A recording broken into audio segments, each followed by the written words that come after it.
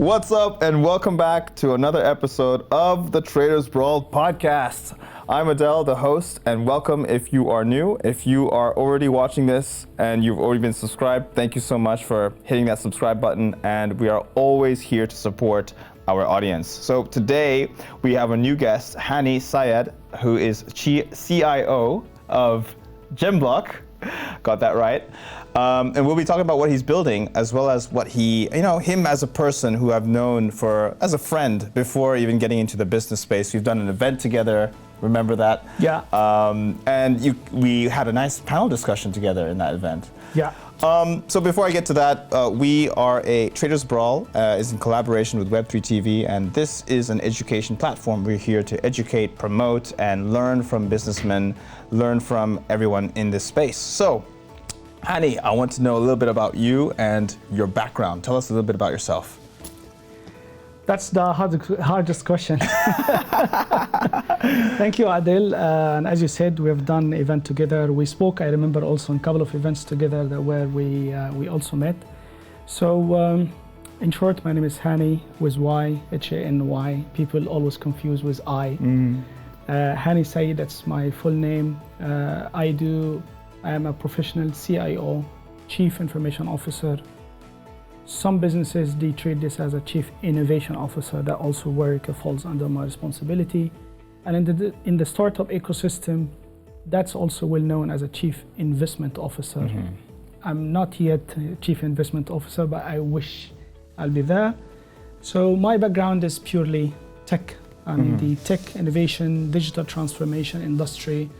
Since I believe that was 2004 or 5, I started as a very young trainer, and then I moved slowly into the career to a consultant, from an engineer to a consultant, senior consultant, team lead, business development, and then innovation, and then CIO.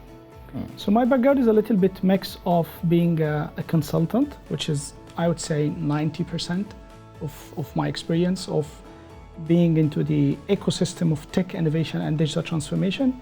As a consultant, we used to build for others. And only maybe 10% or 15% where I had an opportunity to work for one industry, one customer, and build everything for them. So that's my background. I definitely love this as a passion. I grew up in a business family, but I didn't have a chance to do business, so I found myself into the tech since I was a kid. I started fixing TVs, I think I was in a high school. And then that developed, I had my first startup. If you remember, the internet cafes was so trendy because there was no access to the internet, so people used to go to internet cafes and pay money in order to access the internet. Wow. That was my first startup. Really? By the way. Yeah, that was back home. It was always very interesting. I would say it's a very interesting journey. I usually love mentoring, speaking, teaching, coaching. That's something that I do for life, even in a business, mentorship, free of charge. I do even universities. We go, we speak, we mentor, and we support as well. Very nice. Yeah, this is like Hany as a full package. Wow, what an introduction. I love that. Thank you. So, and I know when we met initially, you were in the real estate space. You were working in real estate. True. And now you're working for GEMBlock, a different. How has that switch been? That switch of industry? See, I think I've been doing almost same role in a different positions since I ever started. Almost our role is very, very into the ecosystem. You work for the ecosystem. If you're selling something, you're part of the ecosystem. Right. If you're doing something yourself, like you're coding or you're writing your own system, that's also something. If you're delivering it for someone, that's also part of the system. If you're technically using the system as a customer, so you're a consumer, that's also make you part of the system, because this is how the digital ecosystem works. So for me, I used to be a consultant. And then I had a chance to partner with the real estate companies. And then That was for me as a consultant, and then somehow it moved to a full-time job. Nice. And after a certain time, maybe you need to go back to your area as a consultant or as an advisor. So this is where, like a fish, if you take the fish out of the water, most probably it will die. It can survive for some time, but the origin is the consultant. So for me, being a consultant is like in my blood. It's my DNA. With GEMBlock, that's we're building something that's brand new, that's not exist before. That even what makes me more excited to join. So I'll brief you about it later, but this is how the transition came. I used to be a consultant. I had this real estate as a project, and then it moved to a full-time job, and then I moved back to my area of expertise. Got it. This is how the transition happened. Very cool. Very nice. So now that you've got this new thing going on, but also we've been discussing as well in the past collaborations. We had an event together. We wanted to do some events.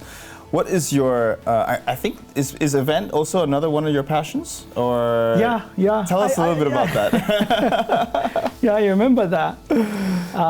Events, I always like to be surrounded with people, and I like to be with people. This is how I get inspired. Right. And this is how I have a chance to inspire someone.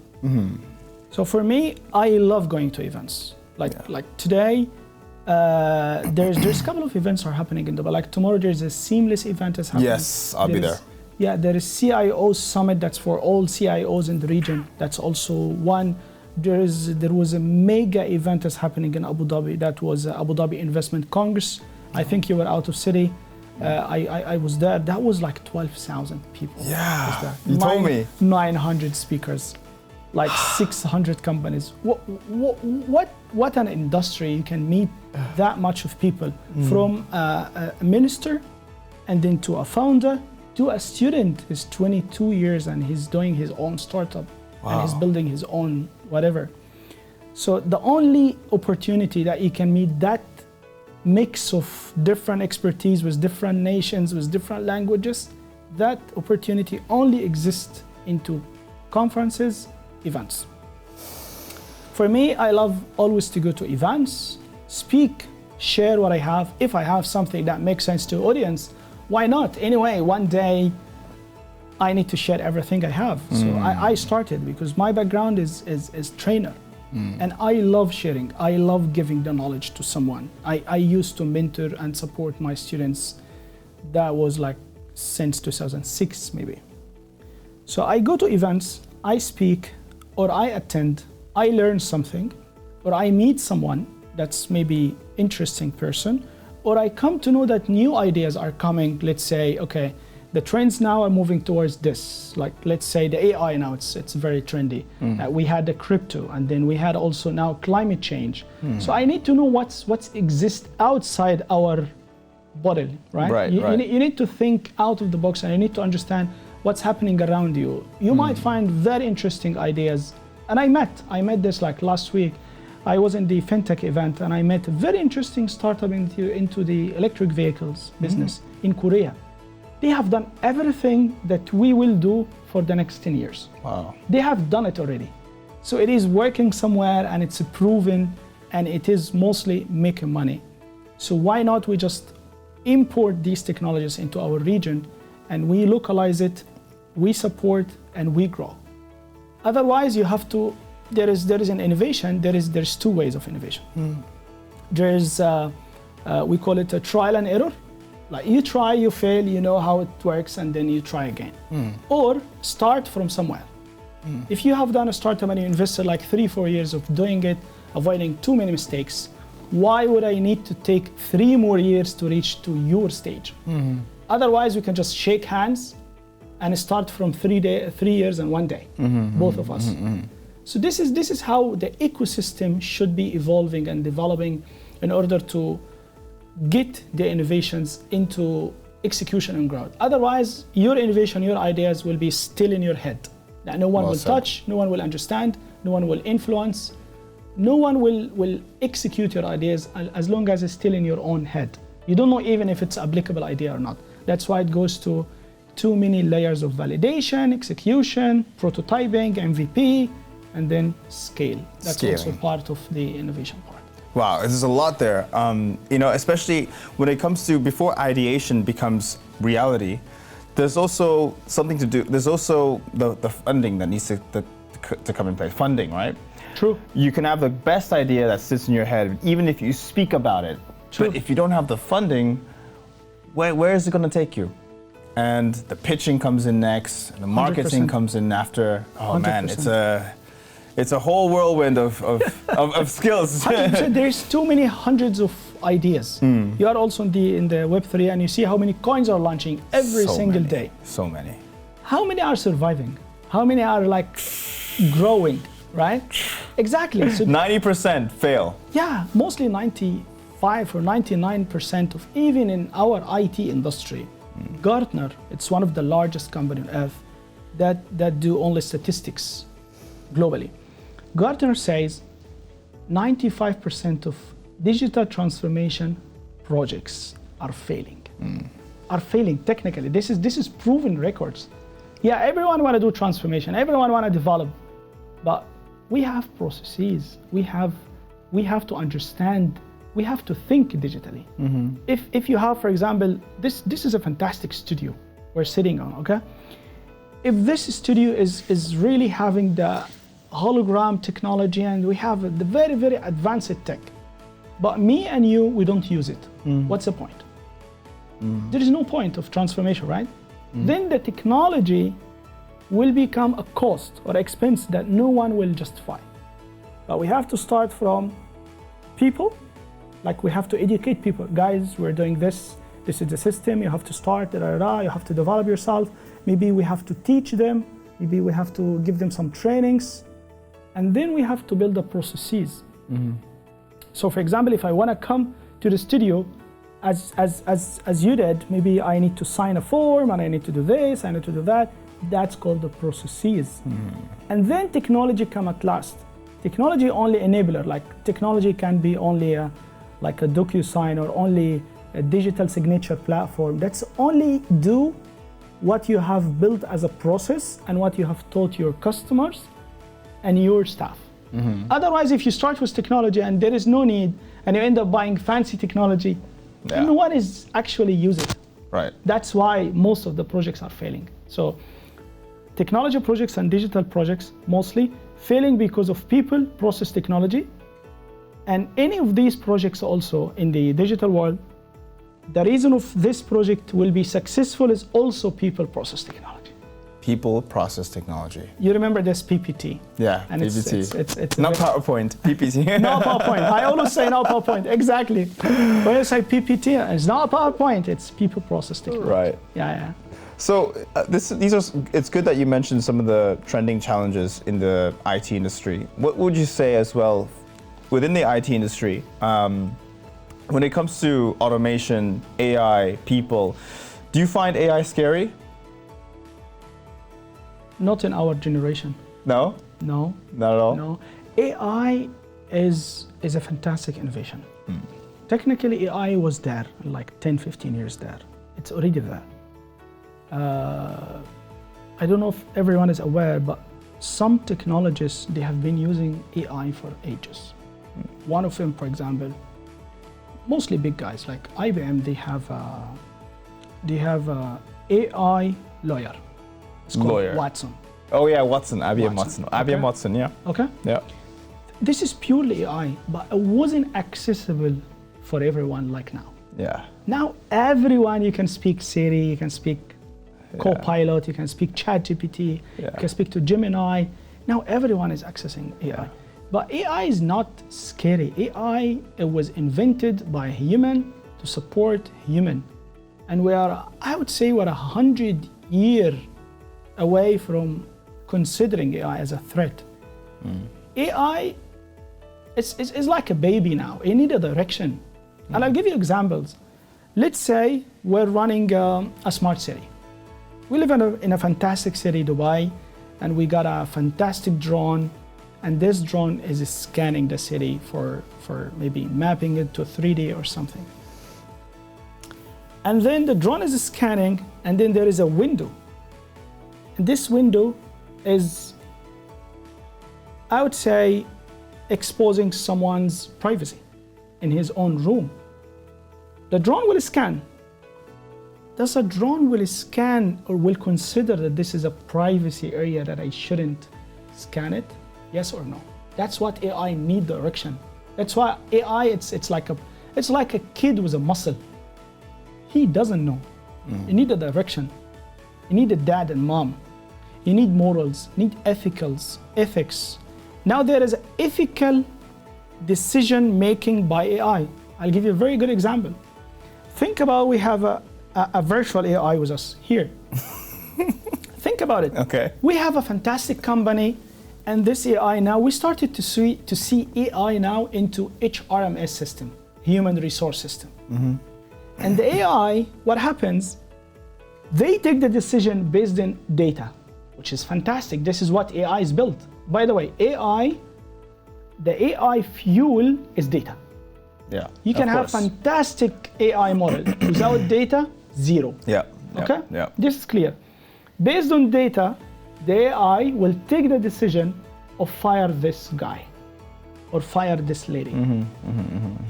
But AI will never know that this guy, he's a dad of 5 kids. Yeah. AI doesn't understand this. That's what the AI needs: more human touches, more data, and that's the challenge of technology companies now, to bring all these data together. How the AI, again, AI is a machine.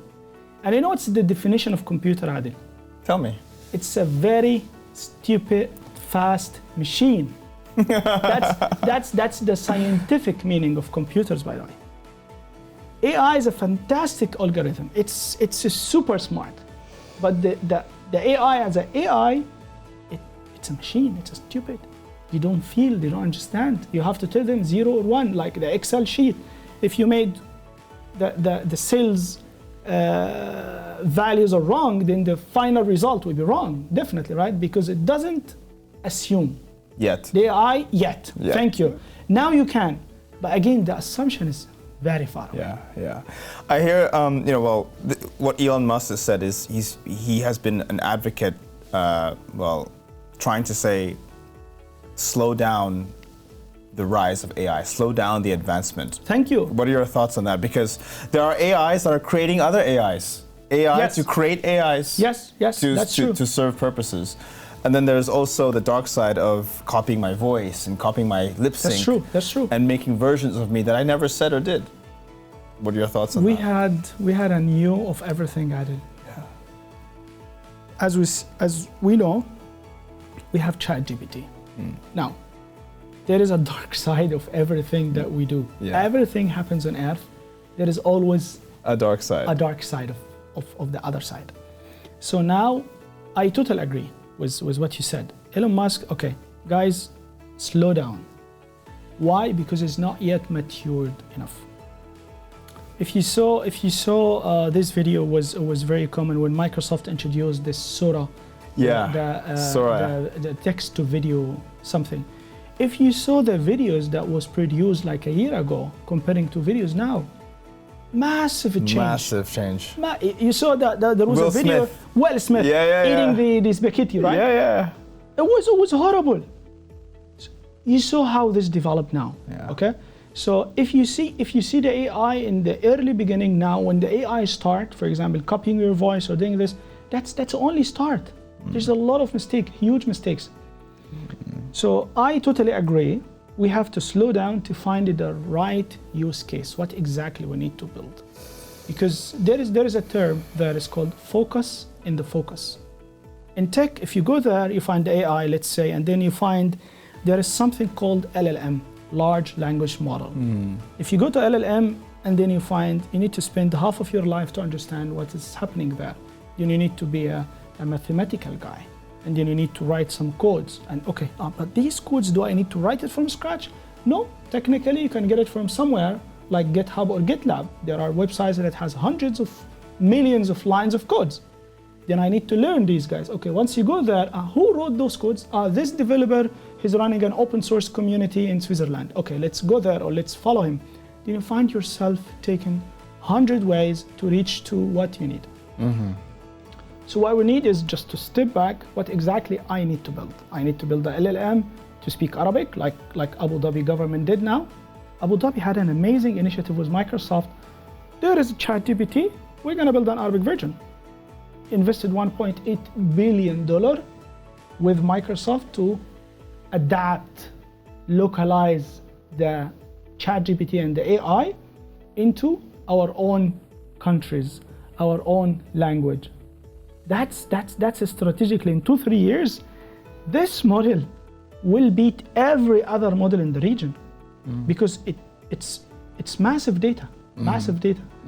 And even if you think about it, this what you see like in ChatGPT when we text or speak to it, the back end of this Adel is unbelievable. There's hundreds and thousands of servers and machines are working together into some very sophisticated technology to give you this power. Right. If you write, I want to design a photo with, the photo like picture, text to picture.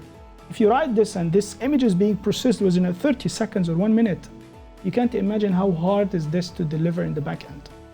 But again, it is learning from each other. Right.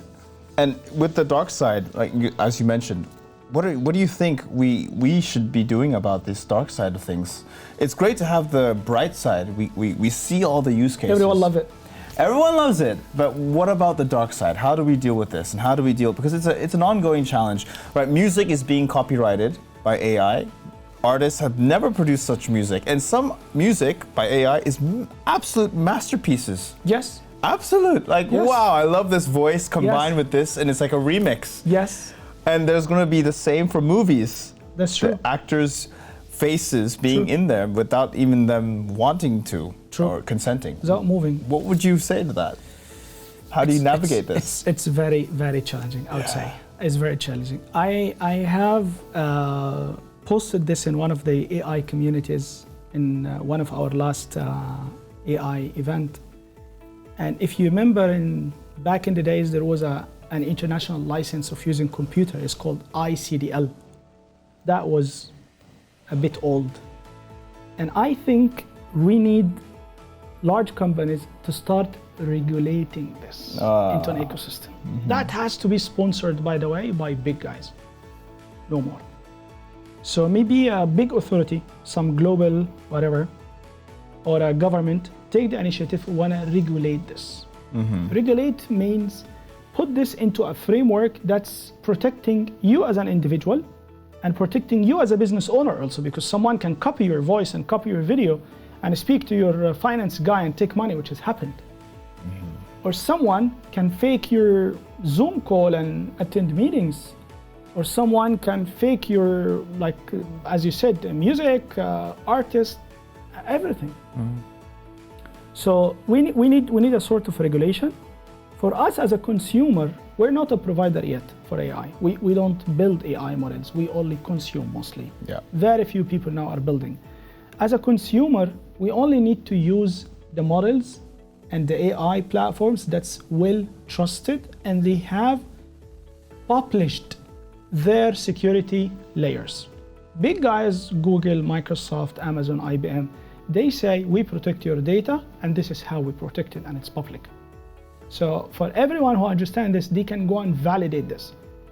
With all respect, there is hundreds, maybe thousands of other platforms that you don't know even who built it.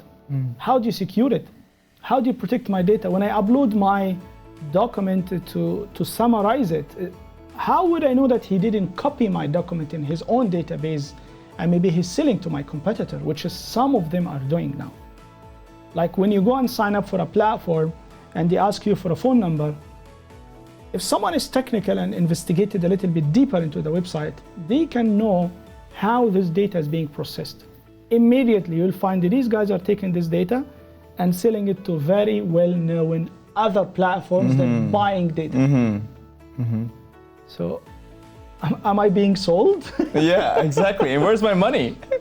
With your money, exactly. So this is how we should understand the ecosystem. But my humble opinion here, we shouldn't trust technology much. Our life, our privacy. I am a techie guy, and I'm telling you, I can't do this, but I'm giving everyone the advice.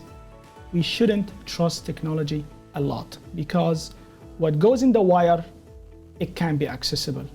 Even if it's in a bank or it's in a government website, it can be accessible. And that's the only question mark that people have to, okay, should I give the AI like my personal photos or not? Right. Like, should I share this document that's in my passport or not? So people have to understand everything that touch your personal life, that's called PII, personal identification information. Anything that you do with your personal life, that has to be classified. Now everyone will share, like, share me your ID or Emirates ID, you share. Passport, you share. Like someone get a phone call where from Central Bank or from CID, this all scams. And this now can be way easier using the AI. Because technically, I can give the AI 10,000 phone numbers, and the AI will call the 10,000, and whoever answer only will bring it to you. Otherwise, back in the days, you used to call the numbers one by one, and if the guy answered, then he will be talking to you. But if he didn't answer, you lost 1 minute of trying to call him and then wait.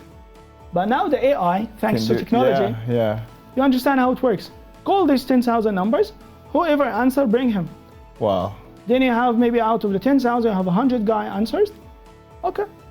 Now you save time and you call 10,000 guys. And then he will keep trying for the 9,900 and so on, so on, so on. Wow. No, I love the bright side is there. It's fantastic. It's fantastic. And it's already revolutionizing. Exactly. I use ChatGPT every day.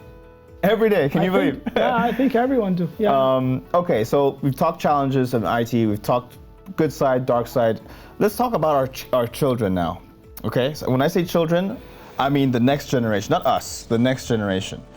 How will schools need to still exist with AI, will you need to do exams?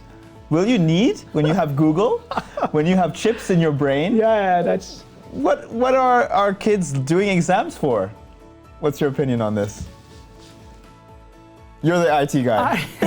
No, I can imagine. I have 12 boys, and they are in schools now.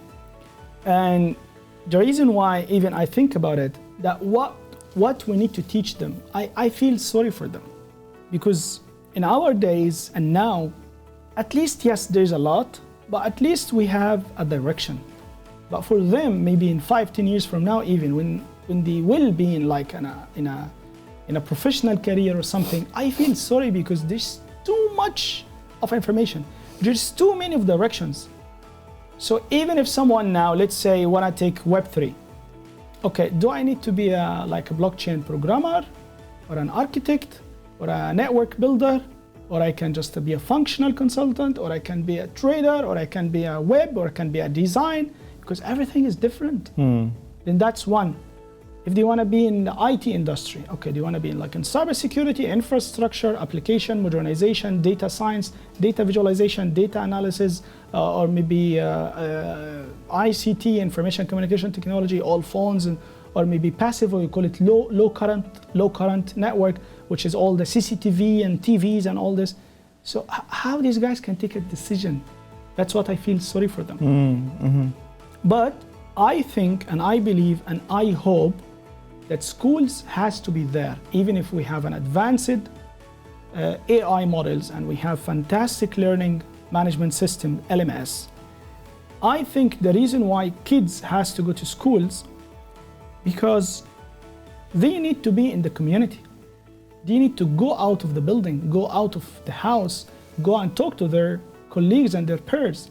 They need to learn the culture exchange. They need to talk to people. They need to get influenced by people. They need to influence other people, regardless. And we have to start easy and slow with our kids. For example, I started with my son.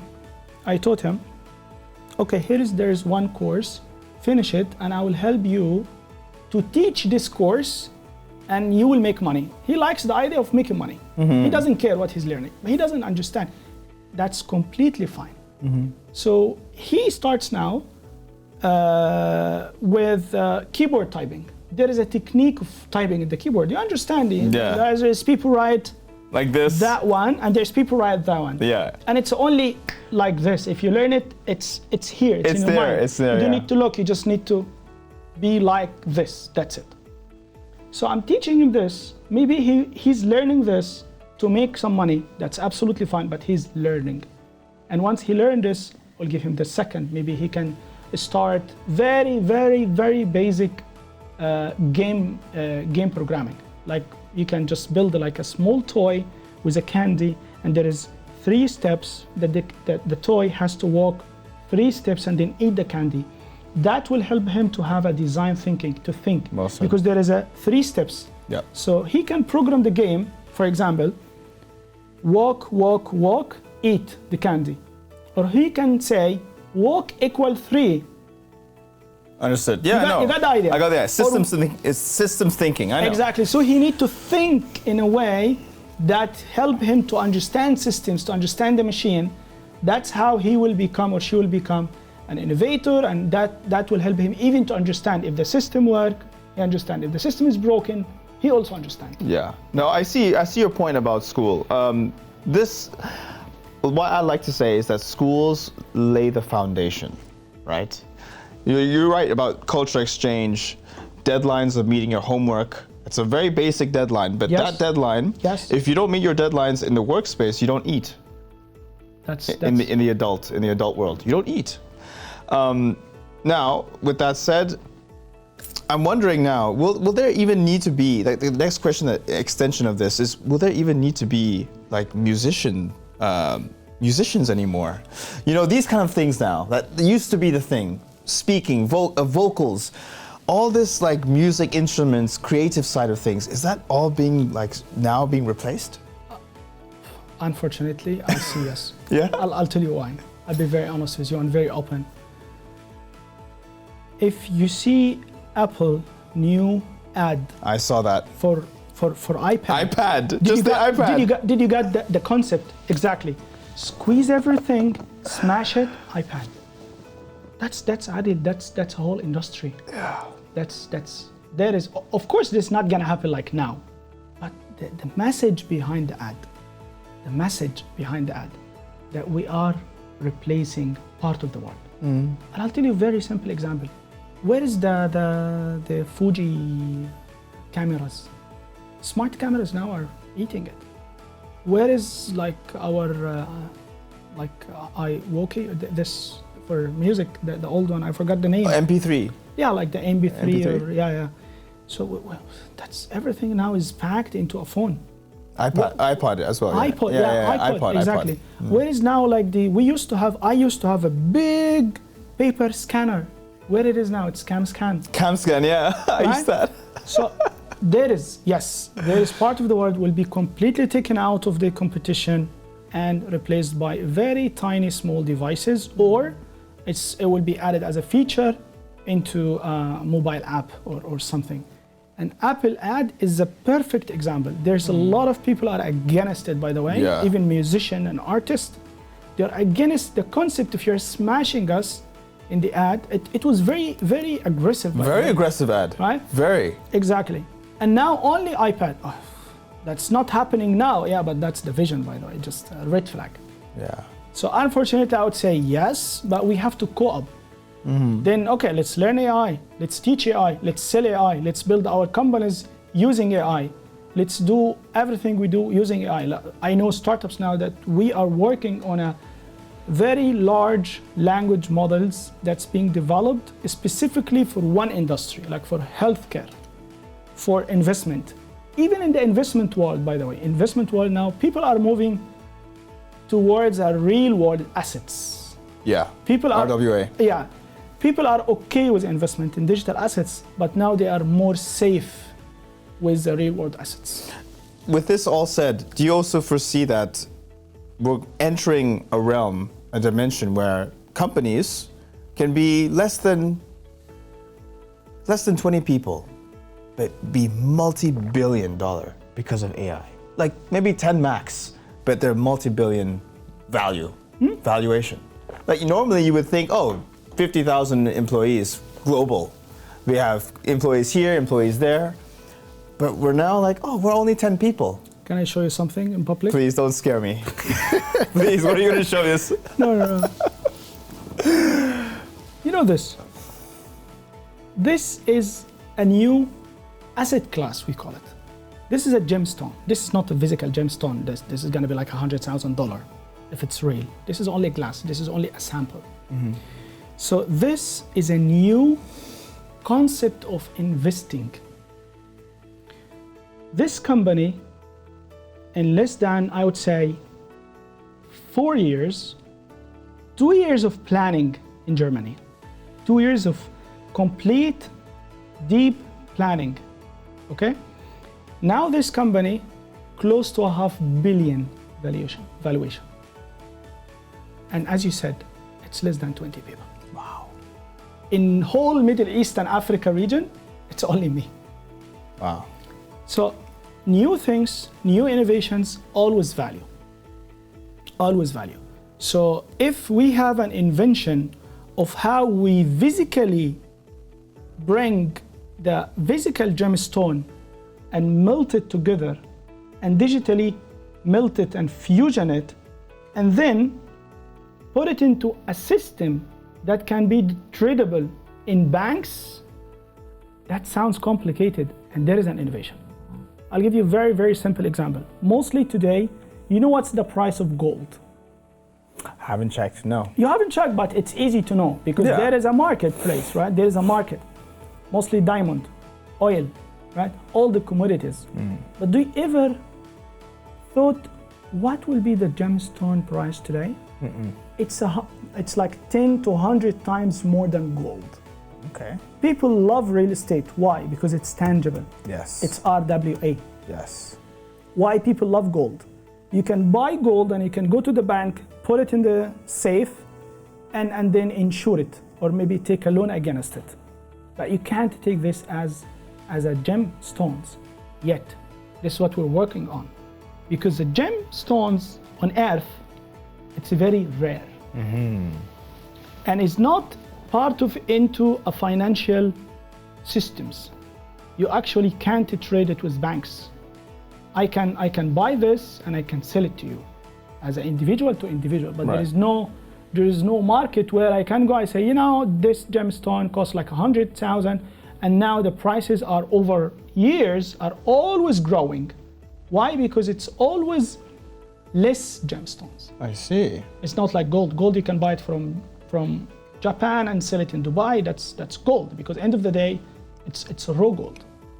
So this new innovation can value a lot with something that's new, something that they have the intellectual property of, or something that have no one done it before.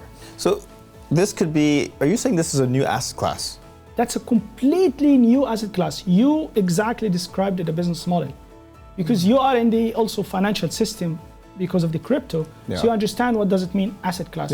Asset class means a digital asset class and a physical asset class. And the best asset class ever, the digital one that's packed 100% by physical one. Yeah, which is RWA. Some people now started to do this in gold. Yeah. There are some coins, you understand, there are some coins are packed with gold. Yes. Once you buy, that's okay, but that's a sort of ETF only. Or NFT, like in the real world, it's called ETF, the bucket of a basket of goods, basket of goods, or basket of shares, I would say, or shares. Yeah. Like there is maybe like SP 500. So you see a world in which you could exchange gemstones for money, or services even, or trade your gemstone for real estate.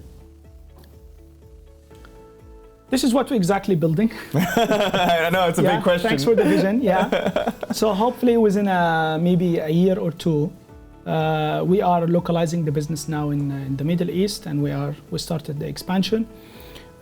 So within a year or two, that will happen with banks. Got it. So technically, you can go and sell this to the bank or go and buy it from the bank. Or insure it. Right. And take a loan against it. Exactly. And there is, in gemstones, there is like 1,500 gemstone types.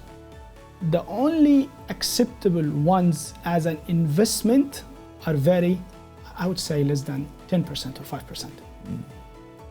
And those ones, if you are giving this to an insurance company, will the insurance company will insure it, will accept it? If yes, that means this stone has to be evaluated by a third party trusted globally. Because you have to be a court approved, because someone can just evaluate that stone like 10 times more. It doesn't make any sense. And there is a technical valuation and there is a commercial valuation. Right. And this has to be pre-approved by courts and insurance companies. Like you know, in the industry of finance, the big four. Right. There should be someone trusted party that's very, very well known and recognized in order to be trusted. Interesting. So this is, for example, one of the projects. Very interesting stuff, Hany. Very interesting. I really want to take this forward. We have to wrap it there, but there's so much to unpack with you. I think part two. we can definitely do a part two. I want to close with asking you a question. What would be your message? Okay, with all this going on, with all the AI tech and everything going on, what would be your message? Because I want to keep this positive, to not be afraid of AI, and how would you embrace it? Why do you embrace this technology to those who are more scared and more on the fence? Okay. So initially, nothing is going to happen. Human will be human. Our happiness will be always there. Our lifestyle will be always there. There is no big changes will happen in our life, but we have to adapt the new change. So my piece of advice here, Adel, and to everyone, that it's okay to learn something new. It's very okay you start from scratch, because I am an entrepreneur, I am a technical person, I have very long experience, and when something goes new, I go from zero. I go like to an institute and I learn. I pay money to learn. It's okay. So in AI, it's not scary, it's not at all, but we have to learn it, we have to adapt. We have, one day your door will open with a voice command. You need to understand, for example, now the prompt engineering. You need to know how to talk to a machine, because as I said, it's a machine, it's not a human. It doesn't understand if I say, let's say, where are you? Or where are you? Or where are you? There's three different The AI doesn't understand this. No. So you have to learn how you talk to AI. So my advice, please, everyone, just go and learn. We haven't had EV cars like 5 years ago. Now we have EV cars. EV cars different from a regular car. We have to adapt it. You have to understand. People think that EV car is more dangerous. It's not.